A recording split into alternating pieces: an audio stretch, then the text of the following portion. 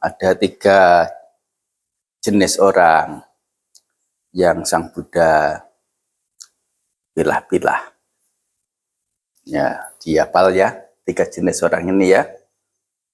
Pertama adalah orang yang tidak ada harapan.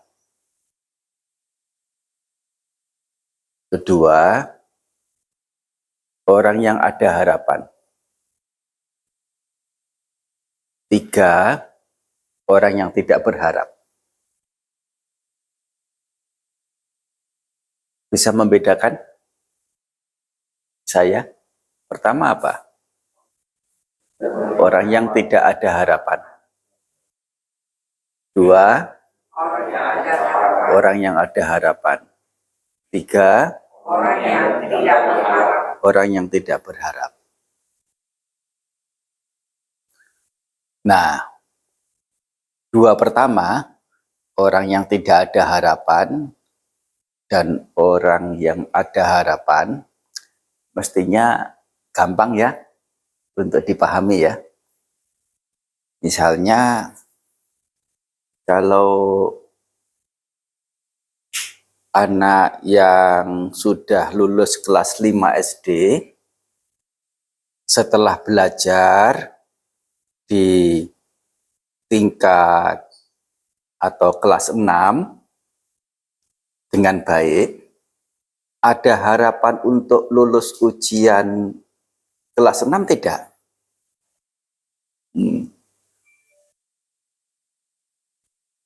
Sebaliknya, orang kedua adalah, yaitu contohnya anak tadi itu, kelasnya baru kelas 1 SD. Lebih dari itu, tidak belajar pelajaran kelas 6 SD. Kira-kira ada harapan tidak untuk lulus ujian kelas 6 SD? Tidak ada. Jadilah orang-orang yang ada harapan. Harapannya apa itu? Orang hidup itu sukses, bahagia, sehat, panjang umur, para rupawan, ke Korea.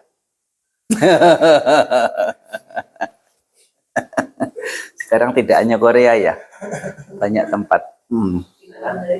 Ya, beda menderita, atau banyak hal yang lain. Dan jadilah orang-orang yang ada harapan untuk mendapatkan jenis-jenis kebahagiaan itu melalui apa? Melalui berada dalam kualitas untuk mencapainya. Berada dalam potensi untuk mencapainya. Berada dalam koridor untuk mencapainya. Berada dalam status untuk mencapainya. Nah, untuk mencapai status, koridor, kualitas, potensi, untuk mencapai hal-hal yang dituju itu, tentu ada sejumlah hal yang patut dilakukan, yaitu 1, memang punya kualitas-kualitas secara batiniah maupun lahiriah cukup. Nah, yang kedua adalah punya keterampilan, dan ketiga adalah punya daya upaya. Daya upaya ini yang tidak kalah pentingnya untuk segala halnya. Daya upaya adalah yang paling utama. Oleh karena daya upaya inilah yang sesungguhnya merealisasi suatu harapan. Punya banyak pengetahuan tapi tidak ada daya upaya, tidak ada kemungkinan untuk menghasilkan sesuatu. Sebaliknya, tidak ada pengetahuan tapi ada daya upaya, masih memungkinkan menghasilkan sesuatu meskipun tidak sempurna, meskipun salah sini salah sana, meskipun gagal sekian kali. Nah ini daya upaya ini yang utama. Termasuk juga dalam kita berlatih Dharma ajaran Sang Guru Agung untuk mencapai cita-cita spiritual kita, mencapai kedamaian hati, ketentraman hati, atau kepadaman penderitaan. Nah, itu tentu dibarengi dengan kebaikan-kebaikan yang terus dengan secara rajin, daya upaya yang nyata itulah. Berupa apa? Setidaknya ada keringanan dalam berbagi, berdana. Lebih dari itu, ya bisa merawat tata kebiasaan yang baik, yang disebut menjaga sila. Yang ketiga, ya berjenjang, bertingkat, berpuas atas hal yang diri miliki, yang namanya santudhi. Yang keempat, menutup indera-indera. Jadi indera ini ada 5. Sebutannya panca indera. Panca indera ini ditutup.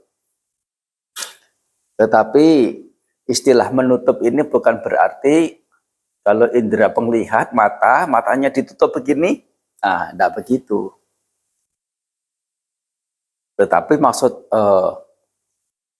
menutup indera-indera ini adalah menutup indera, yaitu mencegahnya atau mencegah hal buruk yang masuk ke lewat pintu indera itu. Jadi jangan sampai ada hal buruk dibiarkan masuk melalui ke 5 pintu indera itu salah satunya. Kalau melihat sesuatu, ya kemudian muncul keburukan dalam melihat, misalnya melihat sesuatu barang cantik, barang indah milik orang lain, ya udah, barang cantik itu menyenangkan tidak? Menyenangkan. Melihat barang yang cantik menyenangkan, kira-kira kebahagiaan tidak? Ya kebahagiaan. Tapi kalau sudah ada hal buruk dalam melihat, muncul kepikatan, muncul ketamakan, muncul keinginan untuk merampas, mengambil, keinginan untuk, ya istilah umumnya itu mencuri, begitu. Nah, dari mana keinginan mencuri itu? Dari melihat. Nah, sehingga pintu indera mata ini yang namanya ditutup itu, jangan sampai dalam melihat itu masuk juga keinginan mencurinya. Termasuk ketika mendengar juga sama. Mendengar suara yang merdu,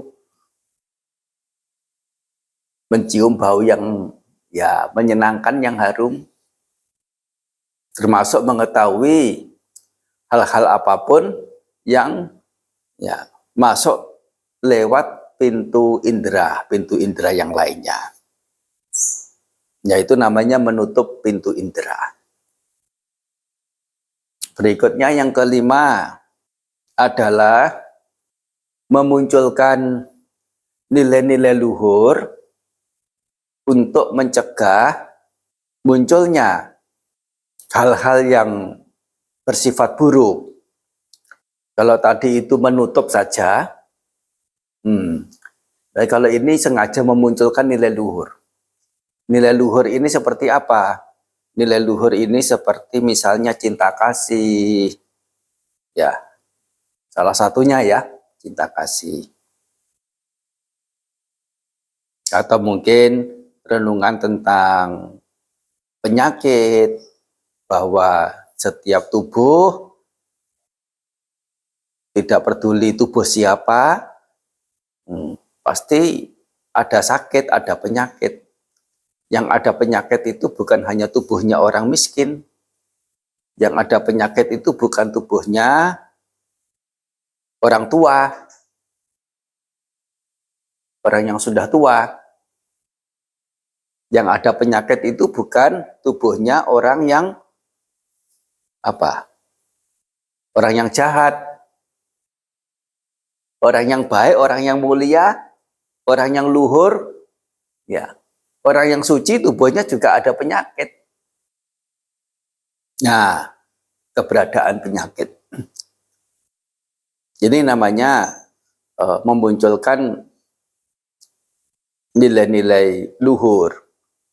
Termasuk juga memunculkan keberadaan kematian.